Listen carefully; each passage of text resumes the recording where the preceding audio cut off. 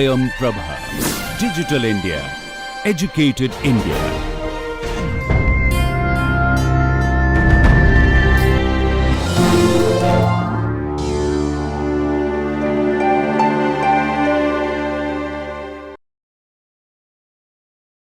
Hello and welcome back.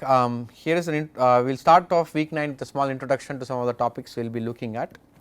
So far we've been looking at deep neural networks or deep learning algorithms, starting with plain artificial neural networks. What we look at in this week are a collection of algorithms, very powerful algorithms which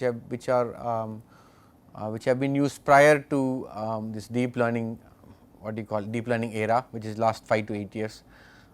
So these algorithms are again still very powerful. Again, they retain many of their advantages. So we will look at these algorithms, the following algorithms. So we look at k nearest neighbors algorithms for supervised classification, binary decision trees, binary regression trees, bagging, random forests, which are again these few sets of algorithms. They are related because all of them use the binary decision trees or binary regression trees, right, in some form. Most of them do, and so we look at them as one single block or module, but of course there will be separate lecture videos. We will also look at some unsupervised learning techniques which include k-means and agglomerative clustering. Okay. So these are very powerful techniques. This still again many implementation of these techniques are still available in platforms like Python and R, and you are welcome to experiment with them. They are useful, used quite a bit in data analytics, still used, and their performance, for instance, random forests prior to the advent of this deep neural network success of, let us say, the AlexNet, random forests were really one of the powerful tools used in medical image analysis and many other data analytics tasks, and even now they are being used. In many cases they are some of the best techniques to turn to. They are well studied, lots of extremely optimized implementations of many of these algorithms are freely available for use in your application. So we will move on to the lectures. I have given a particular order here and we will try to stick to the order in the lectures also. Okay, thank you. Hello and welcome back. In this video we will look at k nearest neighbors, one of the more simple classification algorithms. All the figures or graphs and illustrations in these slides that we are going to see are provided by Intel software. So let us look at this data set. It has two features. It is a cancer data set. One feature is the number of malignant nodes, or these are the cancerous lumps or lesions that are seen in the patient, maybe in the images. The other feature is the age of the patient, and what we are trying to look at is the survival of the patient. So did that patient survive or not? Okay, so this is one piece of the data set. So all the red points correspond to patients who did not survive, and all the blue points correspond to the blue spheres correspond to the patients who survived. Okay. So what we want to do is to predict when a new patient comes in, new patient data comes in. So we have the age of the patient and the number of malignant modules for that patient, and let us say it falls here in this data set, and we want to predict whether the patient will survive or not. Okay. So how does k nearest neighbor algorithm go about doing that? Okay. So it has one hyperparameter, if you can call it. It is the neighborhood count called k. That is why it is called k nearest neighbor. So what we do is we look at the neighborhood of this point, that where we are, where this test data is located, and let us say we consider only one neighbor. Okay. One neighbor in the sense we consider the nearest neighbor, right, the nearest neighbor. We will later on see what do you mean by nearest neighbor, but we assume that we have some way of figuring out the nearest neighbor, and so in this case the nearest neighbor is a red circle, which red sphere which represents a patient who did not survive. So hence we classify this patient as was not survived. Okay.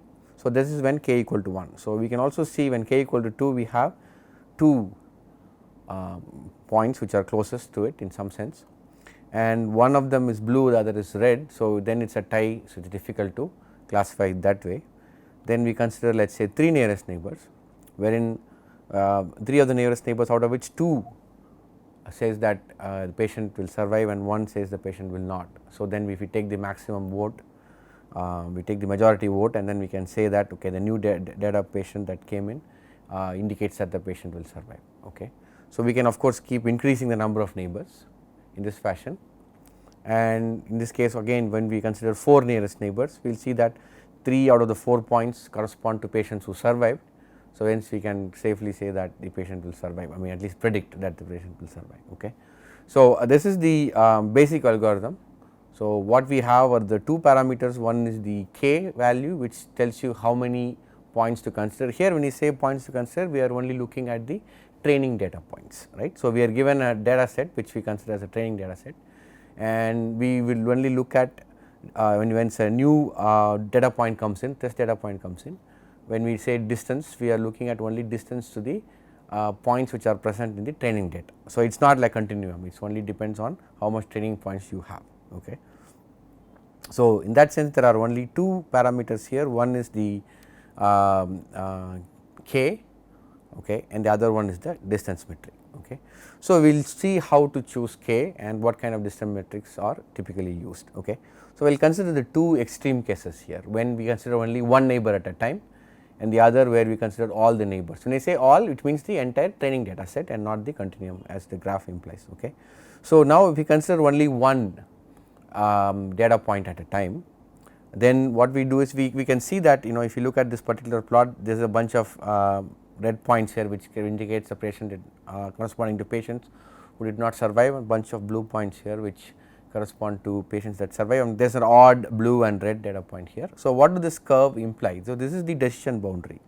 So, this red curve, or you can look at it as the blue curve, whichever way you want to look at it, it is the decision boundary, which means that anything to the one side of the boundary means that all test points that fall on this side of the boundary means the patient will not survive, and all test points that fall on this side of the boundary means the patient will survive.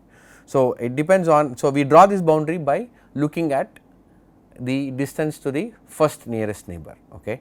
So, which all this says is that if there is a data point somewhere here very close to the boundary, red boundary, that is the and if we put all the data points very close to the red boundary, all these data points would correspond to patients who will not survive, and of course, we move on to the other side, it will correspond to data points where the patient will not survive. Okay.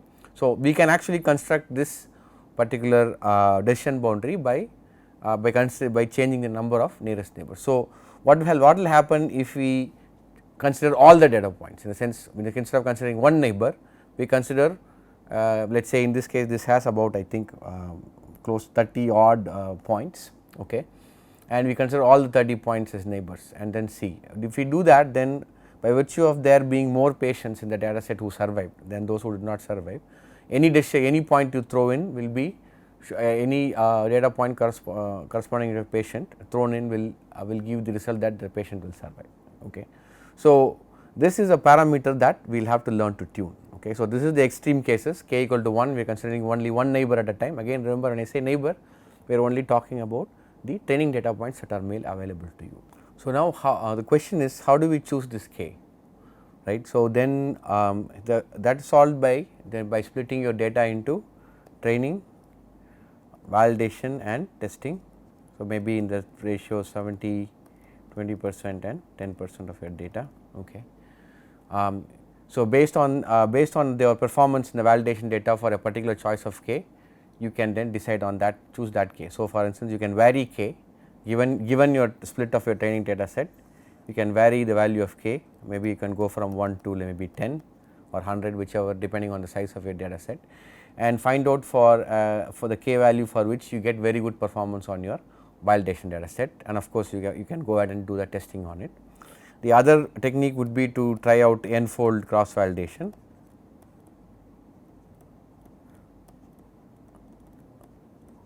Right. Here you will choose different splits of your data into training, testing and validation, or you can just do training and testing, and then of course vary k for each of the splits and see for the k value for which you get a low variance and reasonably good accuracy.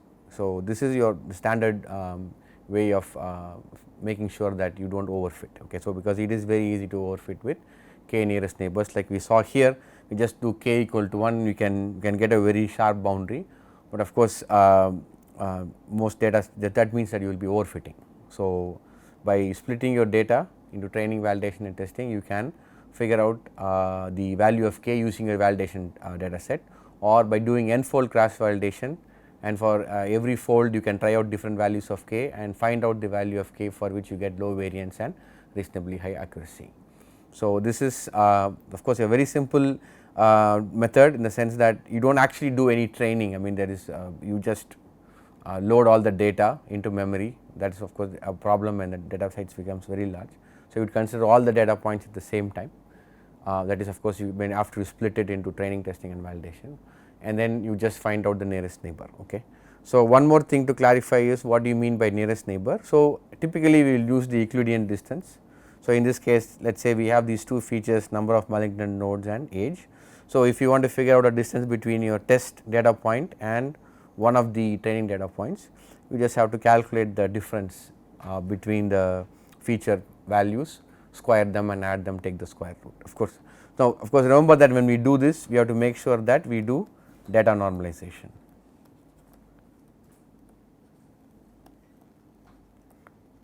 This you should understand and goes without saying, because if you look at the number of malignant nodes, it is going to be different. In a sense, the range of these axes is going to be different from the range of the age axis. Okay. So, then it makes sense to normalize them to make them more meaningful. So, you can do the Euclidean distance provided that you have done the data normalization, and in which case the Euclidean distance would make sense to some extent. Of course, we can also so that is the L2 distance. This is the L1 distance we can consider, wherein which is just the sum of the absolute values of the difference between the feature values. Once again, here in this case, again we expect that data normalization has to be done before we can compute these metrics. Okay. We can also do multi-class classification using k nearest neighbors. Of course, it is the same procedure, and there is again the possibility of tie that can happen. Okay. So, then you have to vary k to the point where these ties do not happen that often. So, to summarize, we have looked at the k nearest neighbors algorithms, one of the simpler algorithms, and in many cases it will work very well, okay, depending on your data. The basic principle is that you load the entire data set along with its features, of course, after splitting into training, validation and testing, and for a new incoming data point you find out, of course, this is a supervised technique. So, you actually know the ground truth. So, for a new incoming data point you find out, you decide the nearest neighbors to consider. So, you find out the k nearest neighbors and do a majority voting among them to find out the class to which your test data belongs to. Okay. So, we will look at other classification algorithms in machine learning in the other next few lectures. Thank you.